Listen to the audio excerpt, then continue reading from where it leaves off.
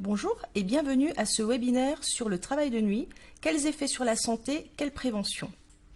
Vous avez été nombreux à vous inscrire à ce webinaire et nous vous en remercions et nous espérons qu'il répondra en grande partie à vos interrogations.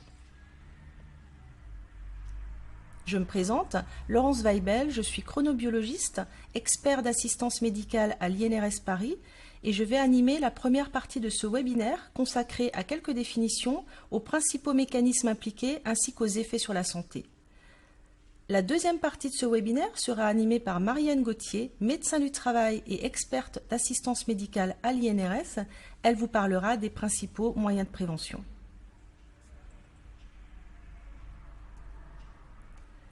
Pour débuter, nous allons parler du contexte et je vais vous donner quelques définitions. Le travail de nuit est défini et régi par le Code du travail. Il s'agit de règles d'ordre public. Il correspond à tout travail effectué entre 21 h et 6 h ou toute autre période de nuit définie par convention ou accord collectif, qui doit être égal au moins à 9 heures consécutives, comprend l'intervalle entre minuit et 5 h, commence au plus tôt à 21 h et se termine au plus tard à 7 h. Le travail posté n'est pas défini par le Code du travail, mais par une directive européenne de 2003. Le travail posté est un mode d'organisation du travail en équipe. Les travailleurs sont successivement occupés sur les mêmes postes. On parle de 3-8 lorsqu'il y a 3 équipes qui se succèdent sur des postes de 8 heures, de 4-8 lorsqu'il y a 4 équipes, 5-8 et 2 x 12, il s'agit de 2 équipes qui alternent entre des postes de 12 heures de jour et de nuit. Le rythme de travail va être différent. Par exemple, on peut avoir des successions matin, après-midi, nuit ou après-midi, nuit, matin.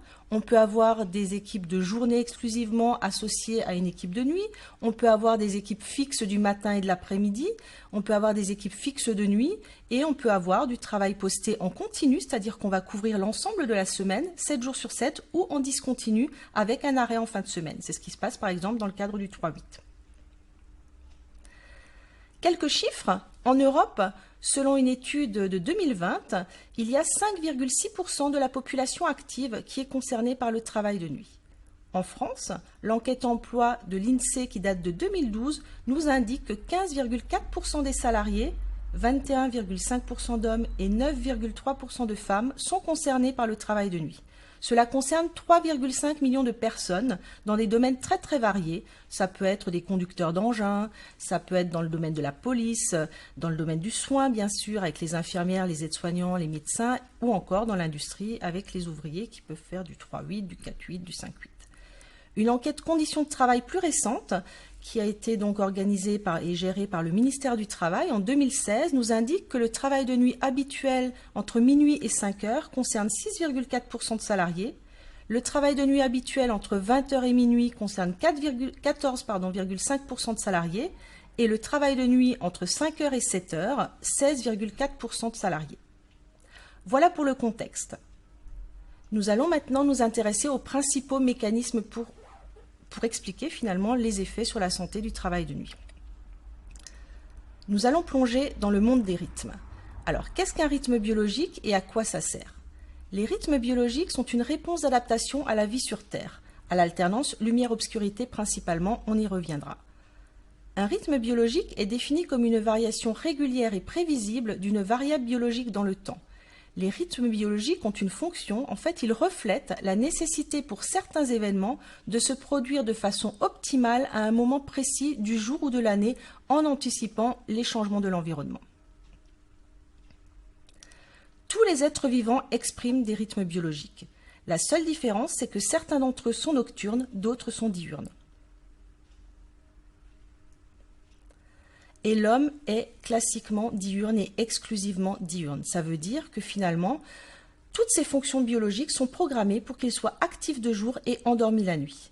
Et cette distribution, ce schéma ne va pas s'inverser simplement parce que l'on travaille la nuit. Sur cette diapositive, vous est représentée la distribution temporelle de plusieurs fonctions biologiques chez l'homme. Vous avez par exemple la mélatonine qui commence sa sécrétion en début de soirée vers 21 h et qui achève sa sécrétion dans la matinée vers 7 h, 7 h 30 du matin. Cette sécrétion de mélatonine est donc exclusivement nocturne. Autre exemple, le sommeil qui est principalement organisé en deux grandes phases, le sommeil lent profond et le sommeil paradoxal. Le sommeil lent profond survient en première partie de nuit et vous avez par exemple entre 23 heures et 3 heures la majorité, la plus grande quantité de sommeil lent profond. Voilà pour quelques exemples de cette distribution temporelle. Allons. Selon qu'une espèce soit nocturne ou diurne, certaines fonctions biologiques rythmiques vont s'exercer à des moments différents des 24 heures. Par exemple, le cycle veille-sommeil, la prise alimentaire ou encore la sécrétion de certaines hormones. On commence à comprendre les mécanismes impliqués dans cette nocturnalité ou cette diurnalité et on va parler d'un système interne complexe de mesure du temps basé sur un réseau d'horloges biologiques.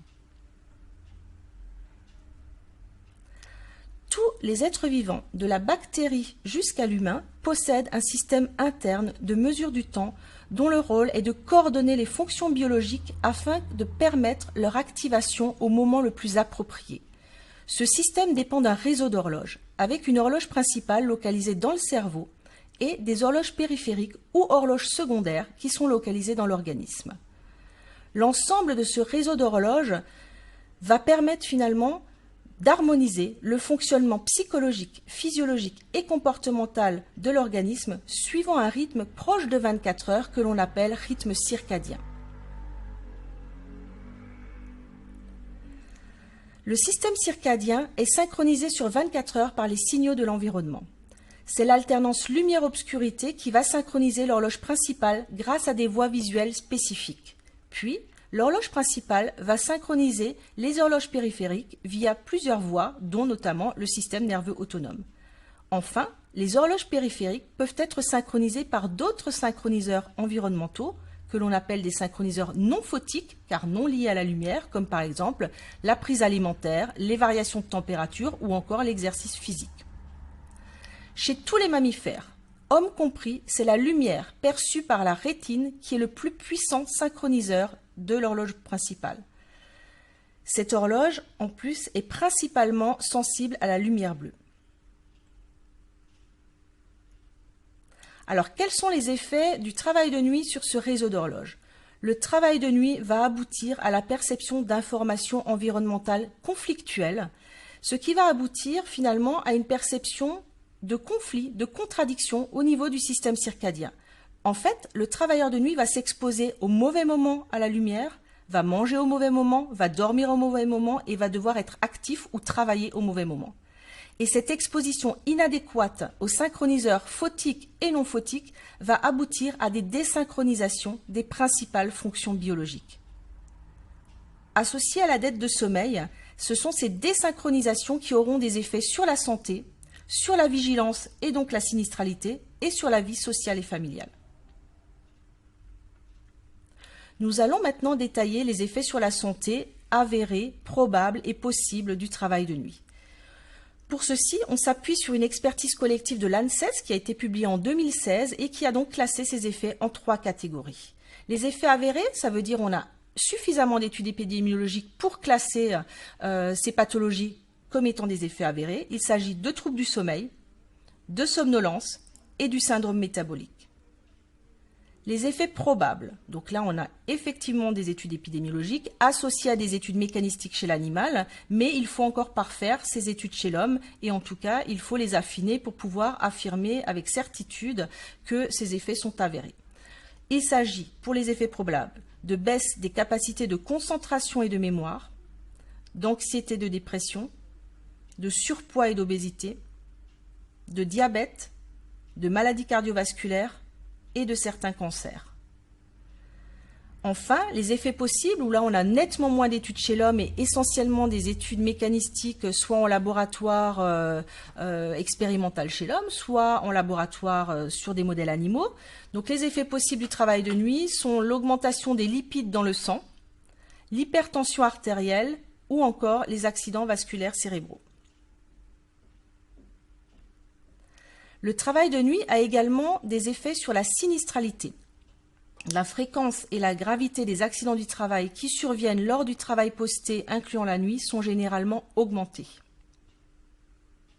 Et enfin, le travail de nuit va avoir des effets sur la vie sociale et familiale avec une limitation de la vie sociale, difficulté à organiser des rencontres amicales, difficulté d'accéder aux activités sociales, culturelles, sportives, associatives, une limitation du temps de rencontre et de partage dans le couple, un déséquilibre dans le fonctionnement familial, avec une diminution de la fréquence et de la durée des interactions familiales, et enfin une diminution de la qualité des relations parents-enfants. Alors, vous avez été très nombreux à nous poser des questions, nous vous en remercions. Je vous rappelle qu'une foire aux questions est disponible sur notre site internet. Nous allons l'actualiser suite à ce webinaire. Pour le moment, nous avons souhaité répondre à des questions qui sont sorties dans vos préoccupations de façon récurrente et donc sont listées sur cette diapositive un ensemble de questions auxquelles je vais maintenant vous répondre. Y a-t-il un seuil d'exposition maximum au travail de nuit? En fait, non, il n'y a pas de seuil d'exposition maximum au travail de nuit, tout simplement car les études épidémiologiques actuelles sont trop faibles au niveau de ce qu'on appelle la caractérisation de l'exposition. Ça veut dire qu'on ne définit pas assez clairement ce que l'on entend par travail de nuit et cela empêche du coup de faire des recommandations sur un nombre de nuits maximum, sur une fréquence de rotation, sur un sens de rotation, etc. C'est d'ailleurs pour ça que l'INRS vient de débuter une étude épidémiologique pour faire le lien entre travail de nuit et santé cardiovasculaire, mais en caractérisant vraiment plus finement cette exposition au travail de nuit. On y a recueilli le nombre de nuits par semaine, le nombre de nuits par mois, le type de rotation rapide ou lente, le chronotype du salarié, les horaires de travail. Et cette caractérisation et la prise en compte de ces facteurs est absolument essentielle si on veut affiner nos messages de prévention. Deuxième question, quel est l'état d'avancement des recherches sur le lien entre travail de nuit et cancer?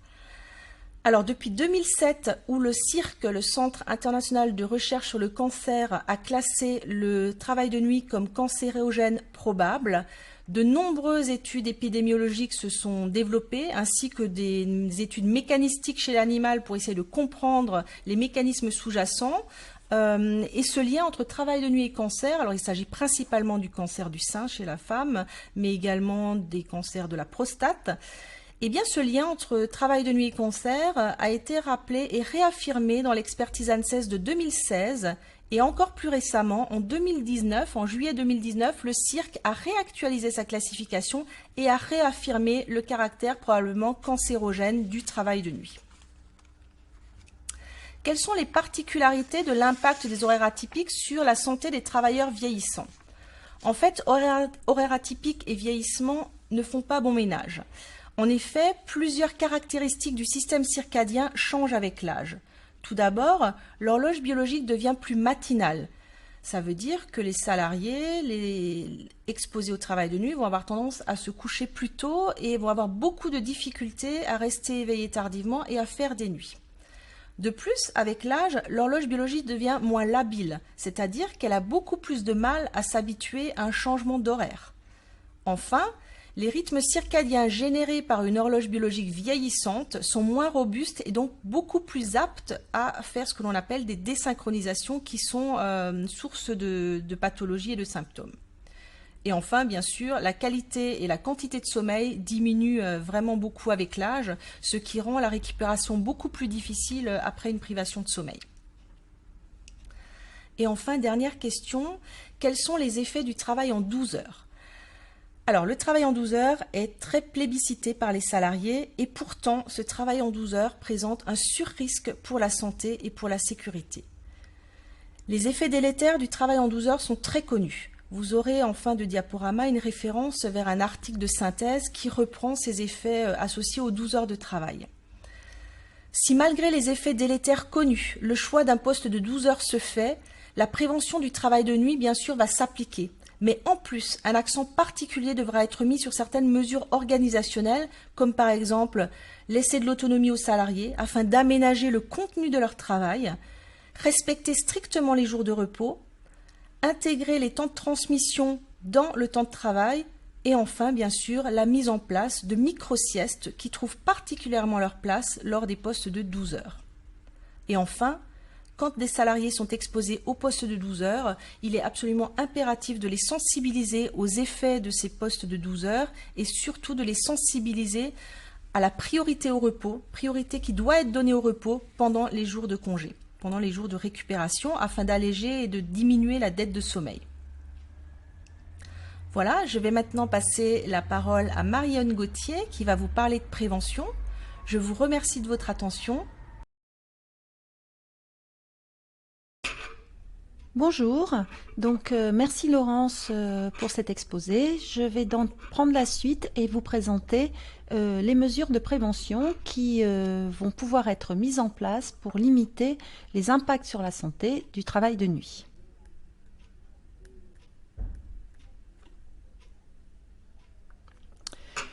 Donc tout d'abord, nous allons voir la prévention primaire et ce qui est important de faire, c'est de s'appuyer sur le Code du travail qui dit bien précisément que le recours au travail de nuit doit être exceptionnel.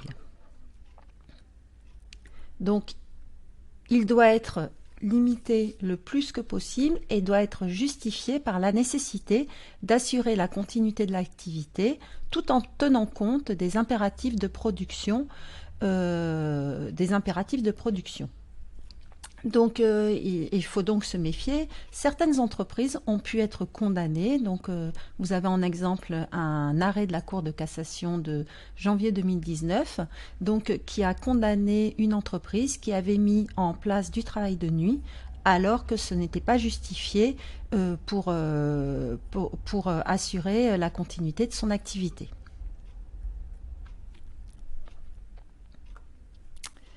Donc la prévention primaire va s'attacher à deux points particuliers qui sont l'organisation du travail et d'agir sur les conditions et le contenu du travail. Concernant l'organisation du travail, ce qui sera intéressant, c'est donc d'agir sur le système horaire pour minimiser la désynchronisation circadienne et la perturbation du sommeil. Ceci afin de favoriser la récupération de la dette du sommeil du salarié et de permettre la conciliation vie personnelle, vie professionnelle.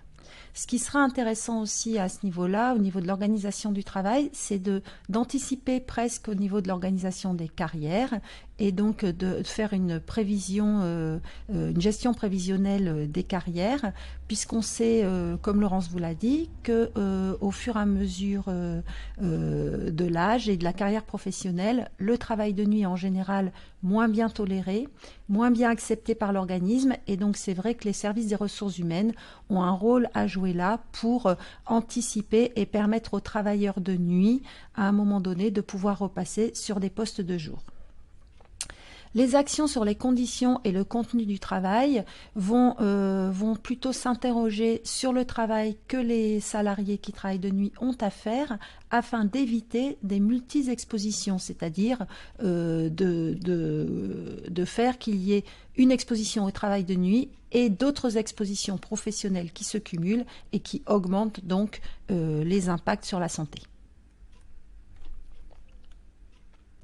Alors, pour agir sur l'organisation du travail, ce qui sera très important, c'est d'associer les salariés donc à la conception des plannings, c'est-à-dire dès le départ, dès que du travail de nuit est anticipé comme organisation dans une entreprise, il faudra intégrer les salariés à la réflexion de la mise en place de ces horaires et donc les interroger pour les conceptions des plannings, pour voir les horaires, pour voir comment ça s'organise le mieux, le temps de rotation et tout ça, pour que ce soit en fait le plus possiblement conciliable avec leurs activités de travail et aussi leur conciliation vie personnelle, vie professionnelle. Donc faire cette démarche-là, c'est le garant aussi d'une bonne tolérance du travail de nuit.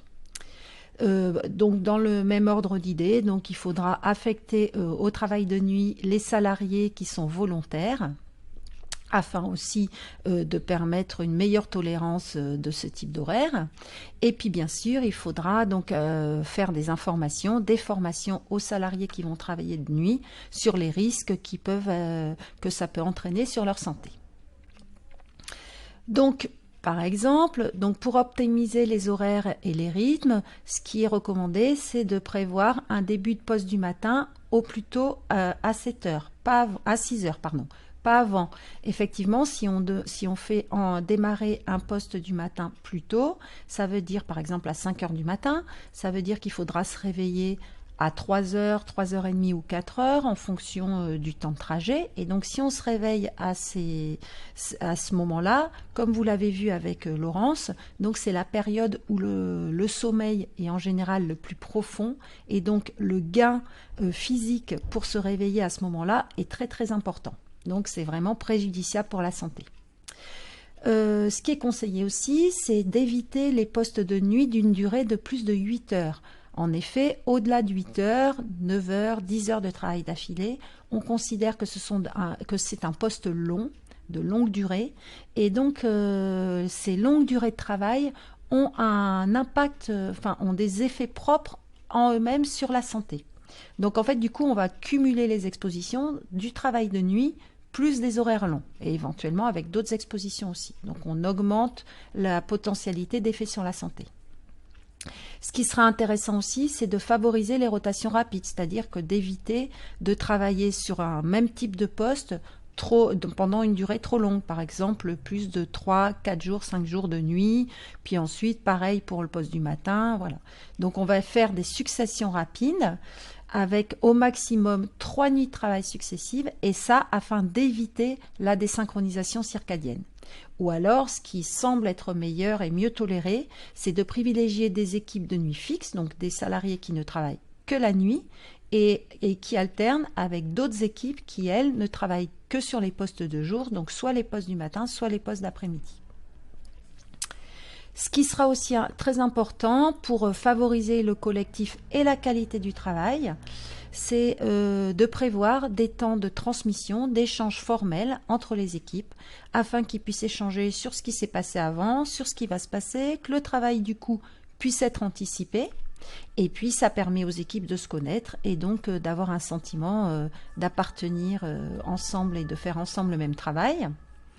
Et puis donc aussi dans le planning de prévoir un temps de pause pour donc la prise des repas, mais aussi la possibilité de récupérer sous la forme d'une sieste, donc une salle qui est destinée à la sieste avec un temps prévu. Et ça, on en reparlera par la suite, mais c'est très important pour prévenir le défaut de vigilance et puis la dette de sommeil.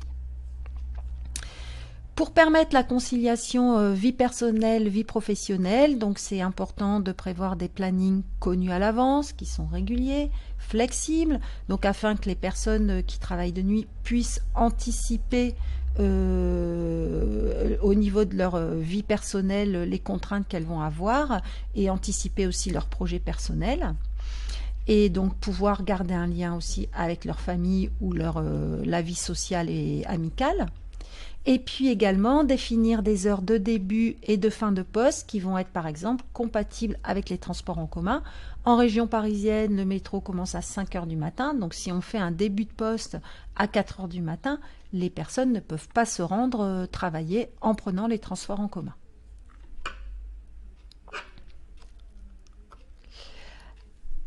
Pour adapter les conditions et le contenu de travail, ce qu'il faudra faire, c'est analyser au préalable les conditions et les exigences du travail qui va être à réaliser pendant le poste de nuit. Effectivement, certains travaux, certains métiers ne sont pas compatibles avec le travail de nuit, en particulier des métiers qui nécessitent une grande exigence en termes de concentration ou alors une charge physique très importante, certains métiers qui peuvent être très dangereux, donc qui nécessitent aussi qu'il y ait beaucoup de monde présent sur place, des mesures de sécurité très fortes, pas de travail isolé. Et donc là, effectivement, c'est vraiment se poser la question, est-ce que c'est judicieux d'exécuter ces travaux de nuit? Ça va être aussi important aussi de voir quels sont les autres risques professionnels auxquels les salariés peuvent être exposés en dehors du travail de nuit et donc qui vont se cumuler avec ce travail de nuit et les effets sur la santé qu'ils peuvent avoir, et en particulier en termes de vigilance. Et donc tout ça peut créer des conditions très accidentogènes. Donc c'est vraiment important de l'anticiper. Bien sûr, en fonction des travaux qu'il va y avoir à faire, il va falloir prévoir le nombre de salariés suffisant. La nuit, il y a moins de personnes sur place et les équipes sont moins importantes. Donc effectivement, selon les travaux qui sont à faire, il ne faut pas se contenter du minimum parce que là encore, il y a un risque de danger qu'il va falloir prévenir. Et puis, dans le même ordre d'idée, donc, il vaut mieux éviter qu'il y ait du travail isolé, parce que pareil, la nuit, il y a moins de structures de secours, d'appels à l'aide qui sont présentes dans les entreprises. Donc, il faut vraiment que les salariés puissent travailler en toute sécurité et ne pas se sentir isolés. Donc en pratique, ça peut être anticiper l'activité, donc pour éviter les urgences la nuit. Donc ça va être en fonction du travail qui est fait, qu'il y ait une vraie planification avec une vraie organisation des tâches qui peuvent être faites.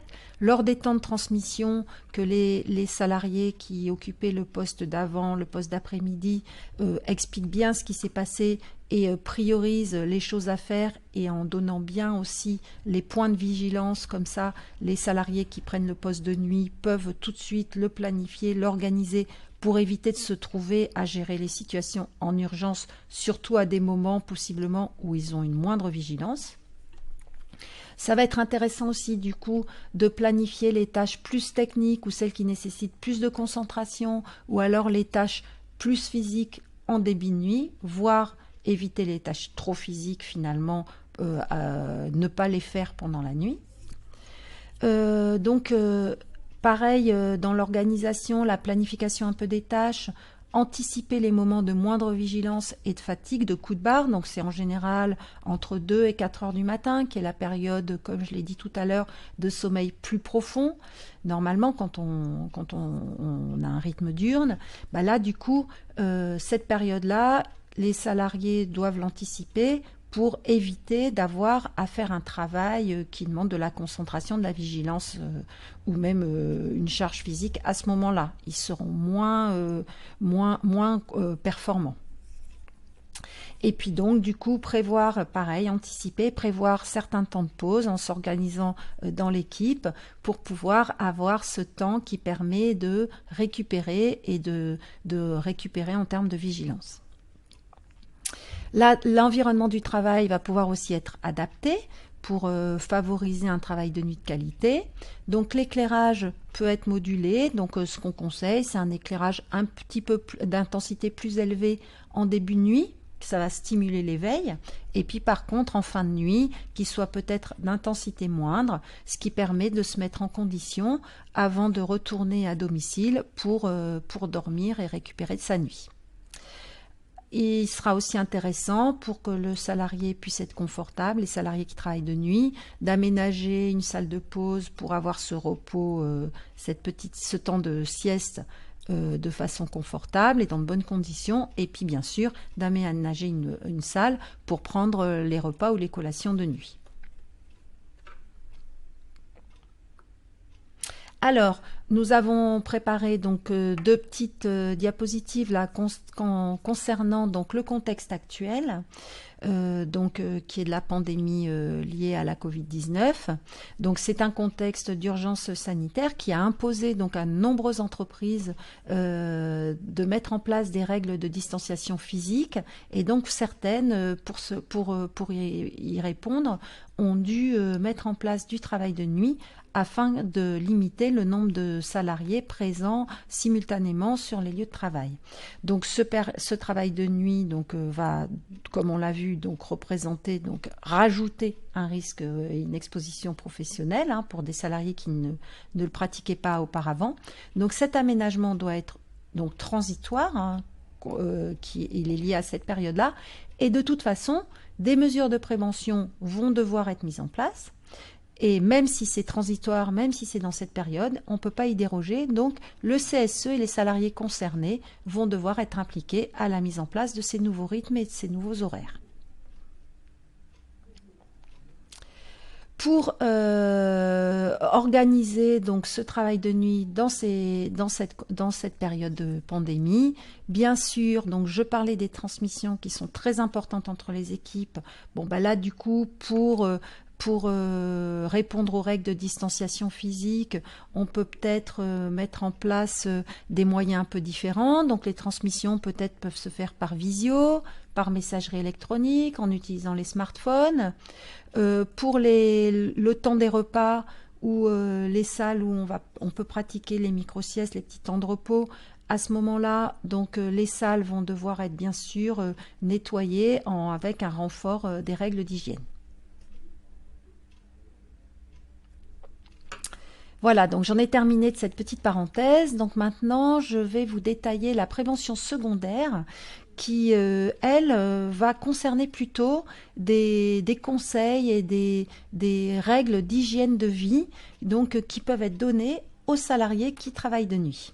Donc tout d'abord, ça va concerner l'alimentation.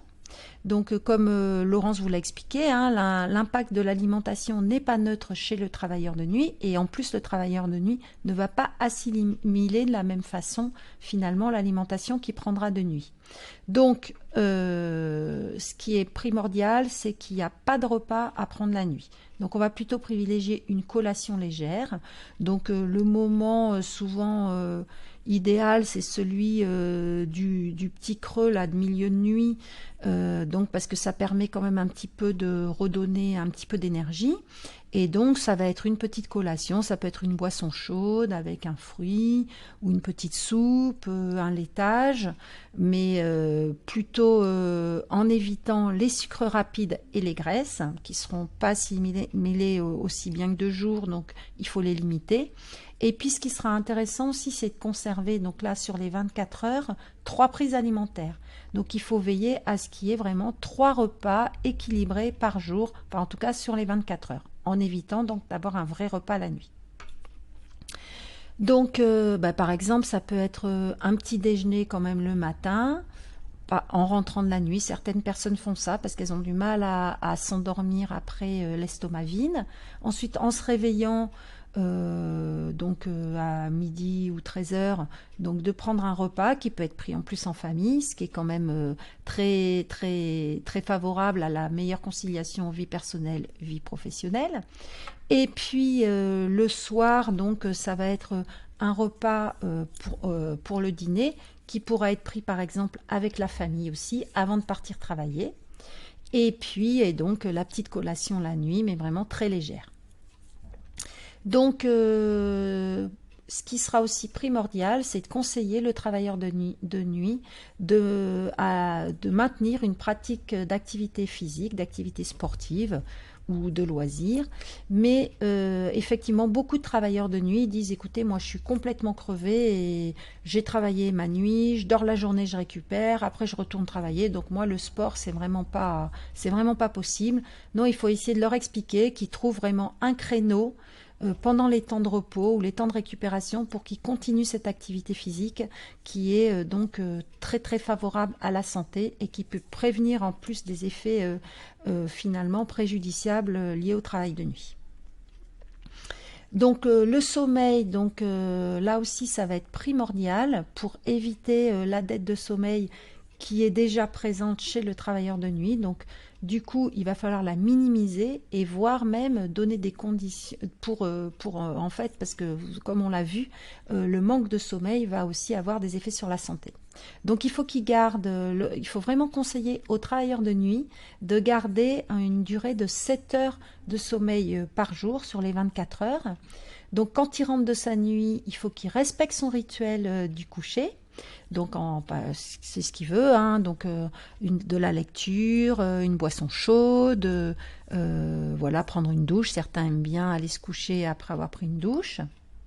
Donc dans un lieu calme, bien occulté, en ayant débranché le téléphone. Donc là, ça va leur permettre d'être vraiment, d'avoir aucun stimuli, que ce soit lumineux ou auditif, hein, qui peuvent du coup jouer sur l'horloge biologique et le sommeil. Concernant la douche, là juste un petit conseil, il vaut mieux prendre une douche pas trop chaude mais plutôt froide parce que pour s'endormir, il faut que la température corporelle soit un petit peu basse. Donc ça va favoriser l'endormissement. Ce qui sera intéressant aussi, donc, c'est de pratiquer des micro-siestes, des repos courts. Donc ça, pendant la nuit. Donc, je vais vous expliquer un petit peu plus en détail après. Mais aussi pendant les temps de repos. Donc, soit les journées après avoir travaillé de nuit, ça peut être une petite sieste l'après-midi ou avant de repartir le soir et d'aller prendre son poste de nuit. Donc là, pas plus de 30 minutes. Ou alors pendant les temps de repos, quand ils ont 3-4 jours de repos, donc, ou 2-3, donc là, on peut leur conseiller de faire une sieste dite royale qui dure 1h30 et qui permet en plus de récupérer de la fatigue physique. En tout cas, ces temps de repos, ces temps de récupération ne sont pas des temps qui doivent mettre à profit pour faire d'autres activités, mais ce sont vraiment des temps dont ils ont besoin pour se reposer et récupérer physiquement de ces postes de nuit. Donc ça, c'est très très important d'insister auprès des travailleurs de nuit. En prévention tertiaire, donc c'est principalement le suivi par les visites médicales en santé au travail, donc qui pour le travailleur de nuit, seront donc tous les 3 ans au maximum. Donc il y a une visite médicale qui est prévue avant la prise de poste, et ensuite il y a des visites qui sont régulières, donc tous les 3 ans. La périodicité peut être raccourcie selon les préconisations du professionnel de santé au travail, en fonction du poste et des risques professionnels, et aussi de l'état de santé du salarié. Par contre, le travail posté sans nuit ne bénéficie pas d'un suivi médical particulier, mais par contre répond aux règles du suivi médical classique. En période d'urgence sanitaire, donc même quand il y a eu en urgence donc la mise en place de postes de nuit, donc il a fallu adapter les modalités de visite en prévoyant en urgence, dans les délais les plus brefs, les VIP pour ces travailleurs.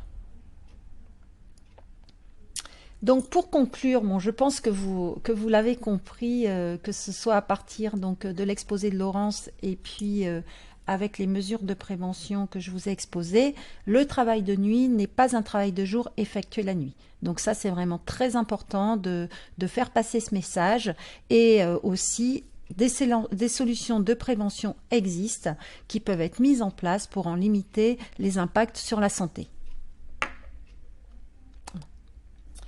Alors, j'ai été trop vite. Voilà. Donc, vous avez été nombreux à poser des questions. Donc, je vais répondre à certaines. Alors, tout d'abord, donc, comment prévenir le risque routier qui est lié au retour du collaborateur après sa nuit? Donc, effectivement, de nombreuses statistiques montrent que les accidents de la route sont plus fréquents lors du trajet de retour travail-domicile du travailleur donc, qui a travaillé la nuit, ou alors lors du trajet aller domicile-travail pour prendre un poste du matin. Donc effectivement, ces accidents, ce qui est sûrement en jeu, c'est donc la dette de sommeil, et puis la moindre vigilance pendant ces périodes-là, et donc qui vont être malheureusement favorables à des accidents de trajet. Donc dans ces cas-là, ce qui peut être préconisé, par exemple pour les travailleurs de nuit, donc c'est la pause et le temps de repos pendant la pause dont je vous ai déjà parlé à plusieurs reprises. Donc là, c'est vraiment la pratique de la micro-sieste qui peut vraiment aider et avoir un impact sur la prévention très très important. Donc cette micro-sieste, c'est un temps de repos qui ne doit pas durer plus de 20 minutes. Donc il faut vraiment que les salariés qui la pratiquent mettent une alarme pour se réveiller. Donc c'est pas du sommeil profond, c'est un sommeil un peu intermédiaire, un sommeil léger. Donc ils sont pas obligés de s'endormir complètement, mais c'est mieux que s'ils sont dans un local ou dans une pièce un petit peu à l'écart, calme, pas trop éclairé, et qui soit quand même plutôt semi-allongé, parce que ça permet de relâcher les muscles cervicaux, donc c'est meilleur pour se détendre.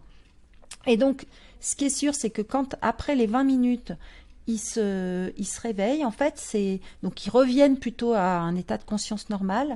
Il n'y a pas d'inertie, c'est-à-dire qu'en général, l'état de conscience est recouvré au bout de quelques secondes, hein, voire 1 ou 2 minutes, donc c'est très rapide.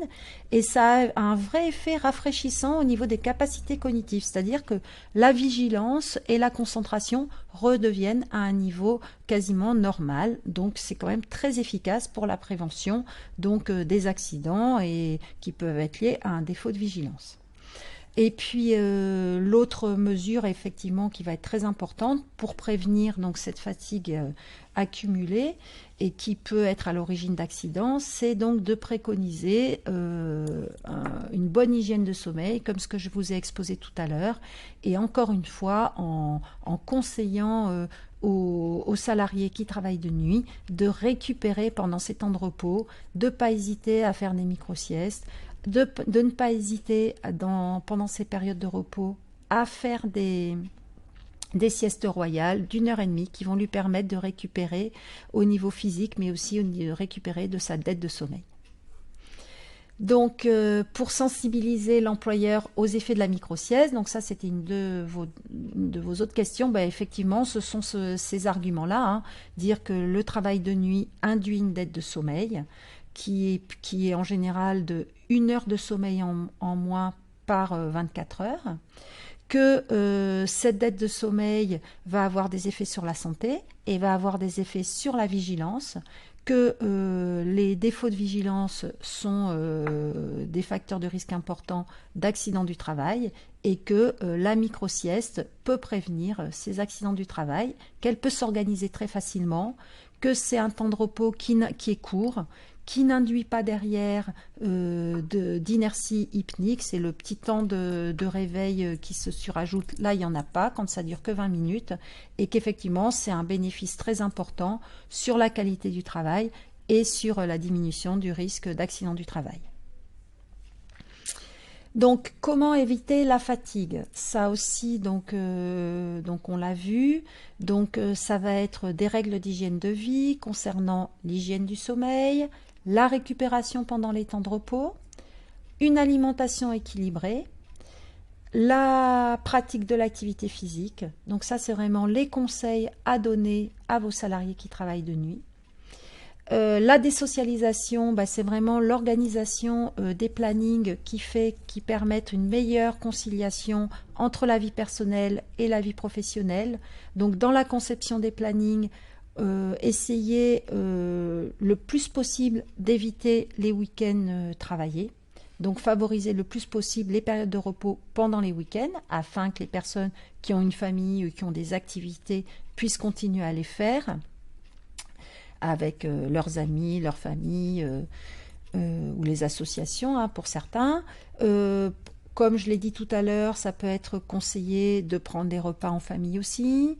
Donc voilà, ce sont tout un tas de petites choses qui permettent de mieux tolérer à plus ou moins long terme le travail de nuit. Alors, le café, concernant le café, donc ça c'est effectivement un petit... donc c'est des petits conseils qui peuvent être donnés. Le café, effectivement, va avoir un effet qui va stimuler la vigilance. Donc c'est vrai que souvent, malheureusement, les travailleurs de nuit, ils en consomment beaucoup, beaucoup. Donc c'est pas à proscrire, mais par contre, c'est peut-être à expliquer. Donc le café peut avoir effectivement un effet bénéfique en début de nuit pour stimuler la vigilance. Donc on peut boire 2-3 tasses, pas plus, parce qu'après ça risque d'avoir des effets sur le cœur, en particulier en augmentant le rythme cardiaque, la fréquence du rythme cardiaque, ça peut être désagréable. Et donc on le conseille en début de nuit, et par contre il faut éviter d'en consommer dans les 5 à 6 heures précédant l'endormissement. Voilà, donc écoutez, j'espère que ces réponses auront répondu à ces quelques questions. Alors, si vous voulez en savoir plus, nous avons tout un tas de documents et de supports qui sont présents sur notre site internet. Alors, tout d'abord, vous avez un document socle, le dossier travail de nuit et travail posté, qui se trouve donc sur le site web de l'INRS. Donc vous trouverez tout un tas de renseignements et en particulier des liens vers d'autres documents. Donc on a aussi un dépliant qui peut être commandé à l'INRS sous la référence ED 6305. Des fiches pratiques donc, qui se trouvent dans le dossier web travail de nuit, qui sont téléchargeables, que vous pouvez imprimer et que vous pouvez tout à fait utiliser au sein de vos entreprises. Une affiche là qui est sur la micro-sieste et qui peut être commandée à l'INRS.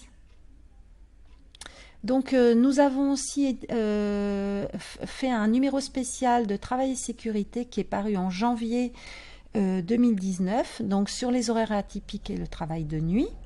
Et en parallèle de ce dossier avait été réalisée une émission de télévision, les rendez-vous de travail et sécurité sur les horaires atypiques. Et en fait, dans ces deux documents sont compulsés donc des témoignages d'entreprises et de préventeurs d'entreprises sur les mesures de prévention qu'ils ont mis en place chez des salariés qui travaillaient en horaire atypique. Donc c'est très intéressant parce que ça vous donne des exemples concrets dont vous pouvez éventuellement vous inspirer. Dans le même ordre d'idées, la CARSAT Alsace-Lorraine avait fait un colloque sur le travail de nuit avec, là encore, des témoignages de mesures de prévention qui ont été mises en place dans des entreprises d'Alsace. Donc, il existe également à l'INRS une formation sur le travail de nuit et le travail posté, donc à raison de 2 sessions par an. Cette formation se fait sur 2 jours. Donc, vous trouvez les informations si vous voulez vous y inscrire sur le site web de l'INRS. Nous avons aussi publié dans la revue Référence en santé au travail quelques articles concernant le travail de nuit, mais aussi les horaires atypiques. Il existe aussi un document, donc une page web spéciale sur le Covid-19 et la prévention en entreprise, et plus particulièrement concernant la prévention dans ce contexte-là des horaires atypiques. Et enfin, donc, un colloque va être organisé au mois de mars prochain sur le travail de nuit et en particulier les avancées de la recherche, donc pour agir en prévention. Voilà, donc si vous avez des questions supplémentaires, surtout n'hésitez pas à poser vos questions à l'INRS à partir de l'adresse qui est indiquée sur cette diapositive. Et puis enfin, ce webinaire donc, sera, après sa diffusion, sera mis en ligne donc, sur la chaîne YouTube de l'INRS et vous pourrez le réécouter bien sûr si vous le souhaitez.